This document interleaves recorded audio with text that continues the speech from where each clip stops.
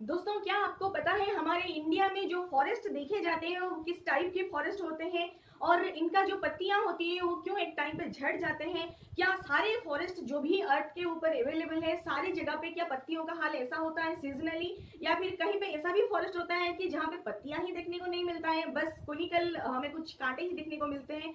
क्या इस टाइप का फॉरेस्ट भी होते हैं? अगर होते हैं तो कहाँ पे होते हैं? अगर होते हैं तो क्यों होते हैं?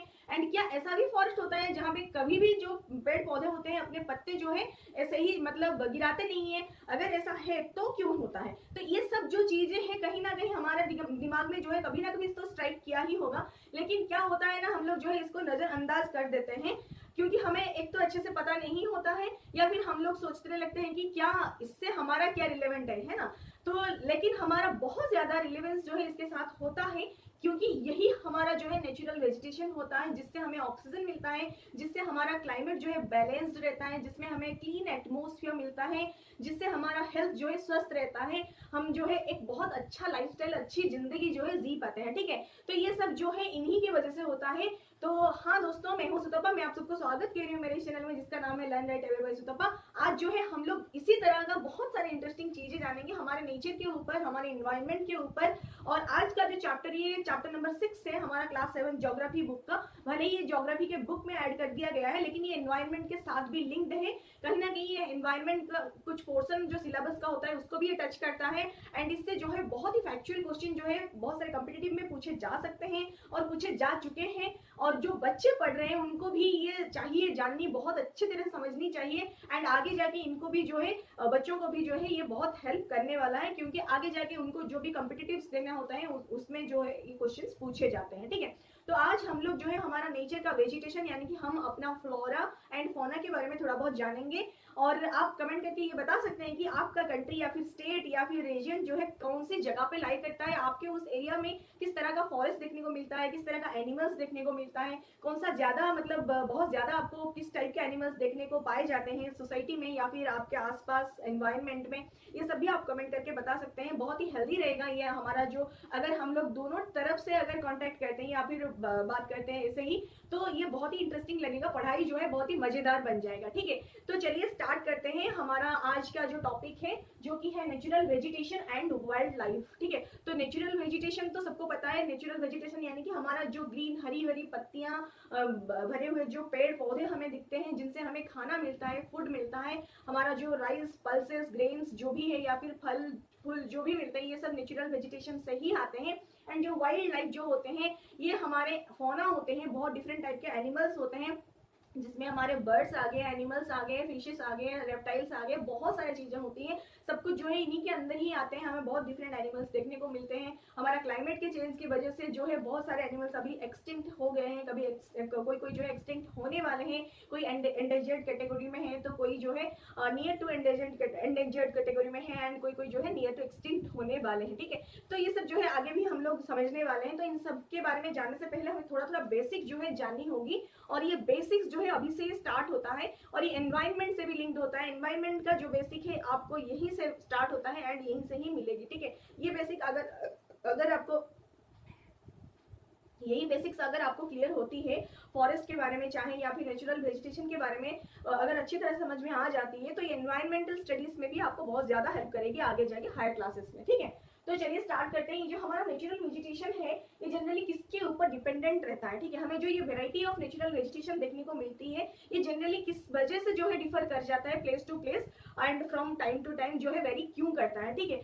पहला तो इसका जो है फैक्टर्स देख लेते हैं जिस पे ये डिपेंडेंट है या फिर ये जो फैक्टर है जो कि इफेक्ट करता है हमारे नेचुरल वेजिटेशन को, थोड़ा सा एक एक करके देख लेते हैं, समझ लेते हैं।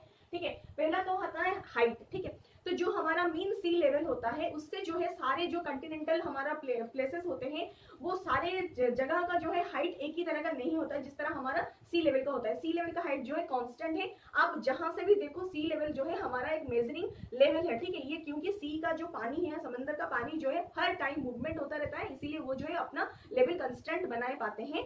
बट हमारा जो कंटिनेंट्स होते हैं वो हमेशा मूव नहीं होते हैं, कभी भी मूव नहीं होते हैं, ये बहुत ही स्टिल रहते हैं।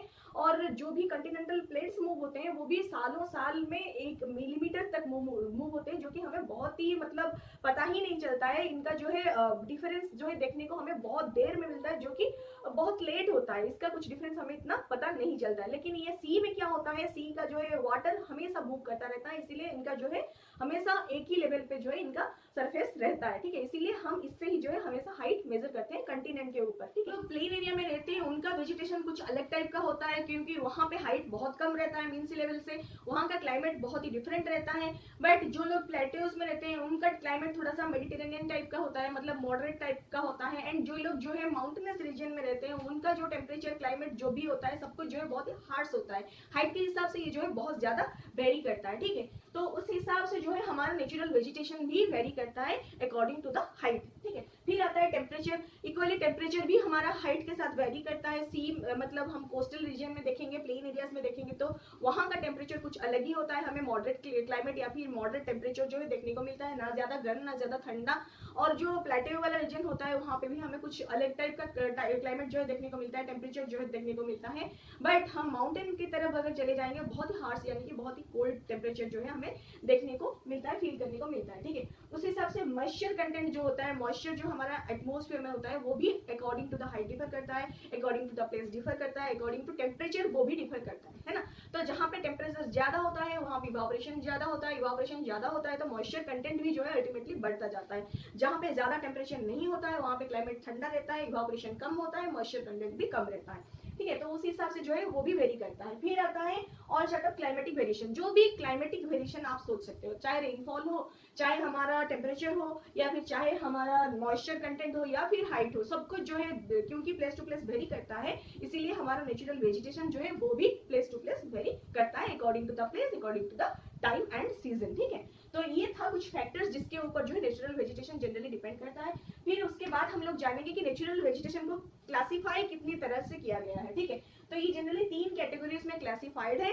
नेचुरल वेजिटेशन या फिर हमारा ग्रीनरीज जो है 3 तरह से क्लासिफाइड है। एक होता है हमारा फॉरेस्ट, पहला जो है हमारा फॉरेस्ट, दूसरा होता है हमारा ग्रासलैंड, तीसरा होता है हमारा स्रब्स। ठीक है, तो फॉरेस्ट जो होता है उनको बहुत ज्यादा मात्रा में टेम्परेचर भी चाहिए और रेनफॉल भी चाहिए। जहाँ पे ज्यादा टेम्परेचर मिल रहा है इक्वली रेनफॉल भी मिल रहा है उसी जगह पे आपको फॉरेस्ट देखने को मिलेगा। ठीक है, अच्छी गर्मी भी होनी चाहिए, अच्छी रेनफॉल भी होनी चाहिए। फिर ग्रासलैंड, ग्रासलैंड कहाँ पे देखने को मिलता है, जहाँ पे मॉडरेट रेन होता है, ना ज्यादा मतलब बारिश होती है ना बहुत ही कम बारिश होती है, उस जगह पे जो है हमें मॉडरेट रेन एक्सपीरियंस करने को मिलता है एंड उस जगह पे नेचुरल वेजिटेशन का टाइप जो है ग्रासलैंड बन जाता है। ठीक है, ये आपको याद रखनी पड़ेगी। फिर आती है श्रब्स। श्रब्स कहाँ पे देखने को मिलता है, जहाँ पे जनरली ड्राई रीजन होता है यानी कि बहुत ही कम बारिश होता है। बहुत ज्यादा बारिश कहाँ पे चाहिए, फॉरेस्ट में। बहुत कम बारिश कहाँ पे चाहिए आपको, श्रब्स कैटेगरी में। यहाँ पे आपको थोनी श्रब्स भी देखने को मिलेगा, स्क्रब्स भी देखने को मिलेगा। ठीक है, इस जगह पे जो है बहुत कम पानी मिलता है इसीलिए इनका जो नेचुरल वेजिटेशन का टाइप जो है यहाँ पे श्रब बन जाता है। लेकिन जहाँ पे मॉडरेट होता है वहाँ पे ग्रासलैंड होता है एंड जहाँ पे हाई रहता है रेनफॉल यानी कि पानी का कंटेंट या फिर वाटर का कंटेंट वहाँ पे जो है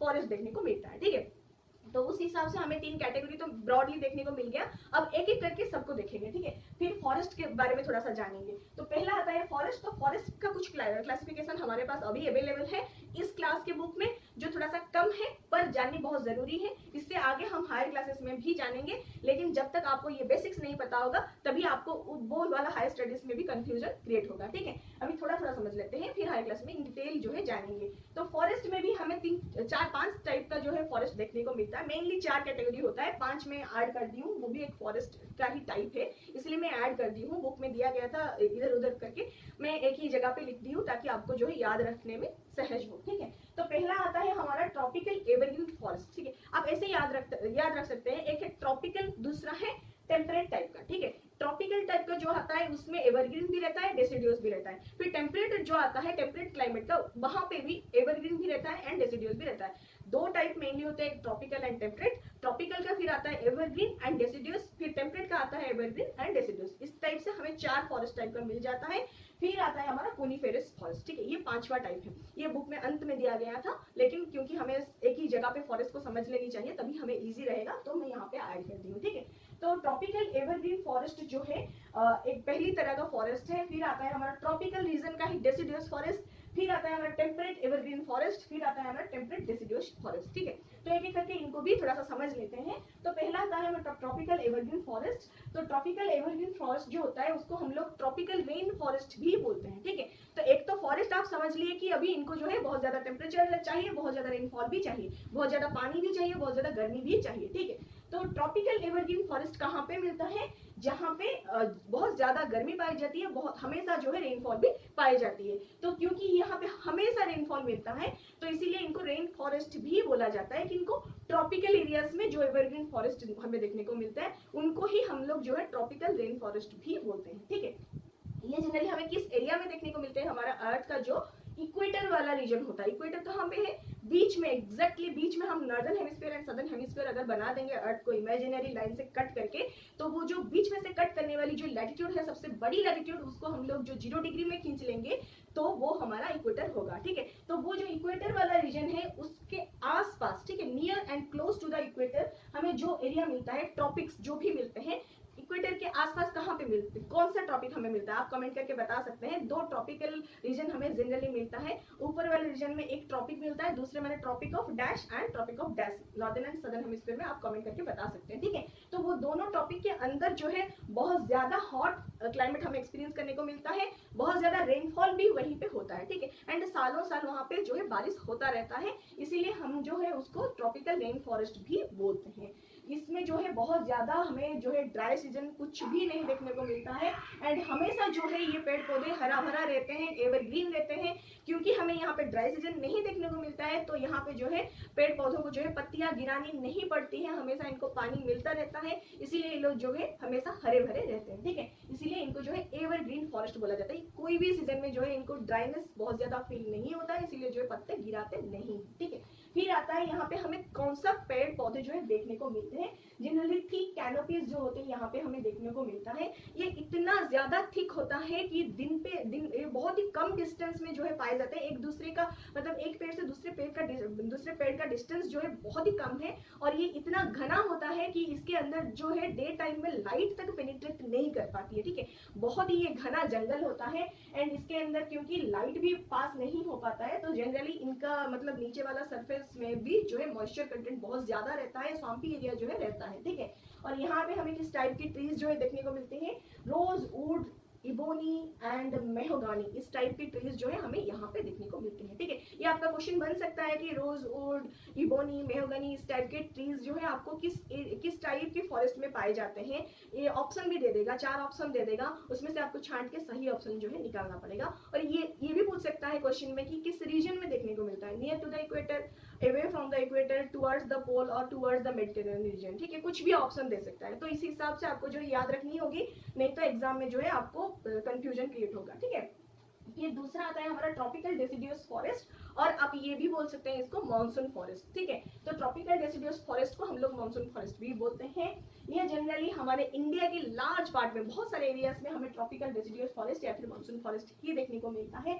ये जनरली नॉर्दर्न ऑस्ट्रेलिया में भी देखने को मिलता है, एंड अमेरिका का जो सेंट्रल पार्ट है यहाँ पे भी हमें यही ट्रॉपिकल डेसिडुअस फॉरेस्ट ही देखने को मिलता है। ठीक है, तो ये जनरली सीजनल चेंजेस को एक्सपीरियंस करते हैं। ये जो फॉरेस्ट होते हैं, यहाँ पे जो ट्रीज होते हैं, ये जनरली सीजनल चेंजेस को एक्सपीरियंस करते हैं, इसीलिए जब ड्राई सीजन आता है तो ये अपनी पत्तियां जो है खुद से गिरा देते हैं, ताकि इनका जो है बहुत ज्यादा मतलब इवापोरेशनल लॉसेस ना हो, और बहुत ज्यादा इनसे इवापोरेशन ना हो जाए, इनका वाटर कंटेंट जो है रिटेन हो जाए अच्छी तरह से अपने अंदर, इसीलिए ये जो है खुद से मतलब अपना पत्तियां गिरा देते हैं ताकि वाटर जो है ये लोग कंजर्व कर पाए। ठीक है, ये इनका एक खासियत है ड्राई सीजन को मतलब कम्बैट करने के लिए। फिर आता है यहाँ पे हमें कुछ हार्डवुड ट्रीज देखने को मिलते हैं, किस तरह के, जैसे कि साल हो गया, टीक हो गया, फिर नीम हो गया, फिर शीशम हो गया, इस तरह के हार्डवुड ट्रीज, यानी कि ये जो इनका जो मतलब वुड होता है बहुत ही हार्ड होता है। ये बहुत ज्यादा हमें हेल्प करते हैं किस चीज में? फर्नीचर बनाने में, घर के कंस्ट्रक्शन मटेरियल्स बनाने में, फिर हमारा जो ट्रांसपोर्ट में भी बहुत ज्यादा हेल्प करते हैं। तो इनकी जो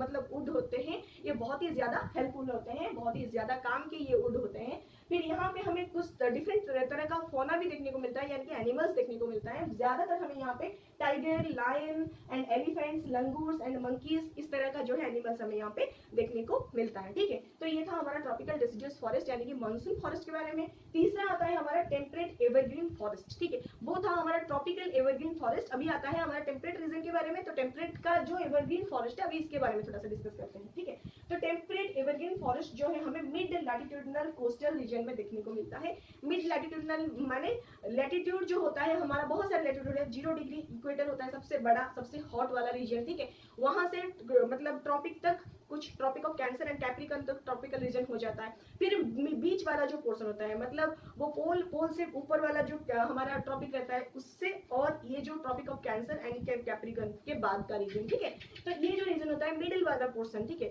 ना कि पूरा पोल की तरफ, ना कि पूरा इक्वेटर की तरफ, हमें जो बीच वाला पोर्शन मिलता है वहां पे हमें इस तरह का जो कोस्टल रीजन होता है, मिड लैटिट्यूड में जो कोस्टल रीजन हमें देखने को मिलता है। जो कंट्रीज होते हैं उनका कुछ कोस्टल रीजन होता है जो कि सी की तरफ होता है, उस रीजन में जो है हमें टेम्परेट एवरग्रीन फॉरेस्ट देखने को मिलता है।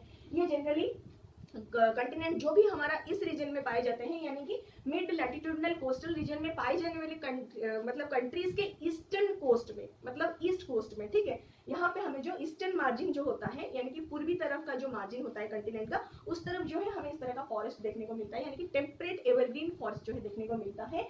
एग्जाम्पल कहाँ पे हमें देखने को मिलता है? साउथ ईस्ट यूएसए का जो साउथ ईस्ट वाला पोर्शन है। ठीक है, तो साउथ ईस्ट वाले पोर्शन में देखने को मिलता है। फिर साउथ चाइना का जो कोस्टल रीजन है वहाँ पे हमें ये टाइप का मतलब टेम्परेट एवरग्रीन फॉरेस्ट जो है देखने को मिलता है।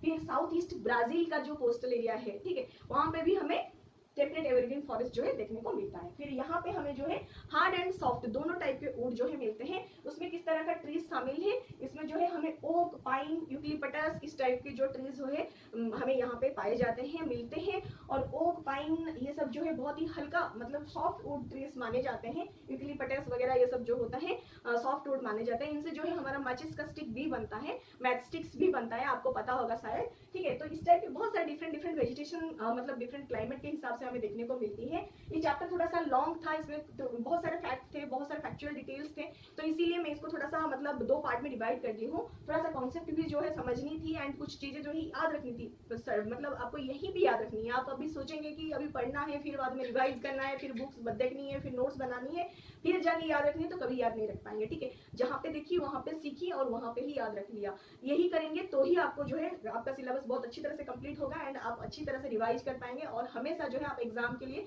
रेडी होके रहेंगे। ठीक है, तो यहाँ पे ही याद रखें, इसीलिए मैं थोड़ा सा डिटेल में जा रही थी, अच्छी तरह से जो है हम कंसेप्ट को समझ रहे थे। बाकी वाला पोर्शन जो है हम अगले ही पार्ट में कंप्लीट कर लेंगे और मैं आशा करती हूँ आपको बहुत अच्छी तरह समझ में आ गया होगा। अगर कुछ भी डाउट हो रहा है या फिर आप कुछ भी चाहते हैं कि इसमें और थोड़ा सा ऐड ऑन किया जाए, तो आप बिल्कुल कमेंट करके बता सकते हैं विदाउट एनी हेजिटेशन।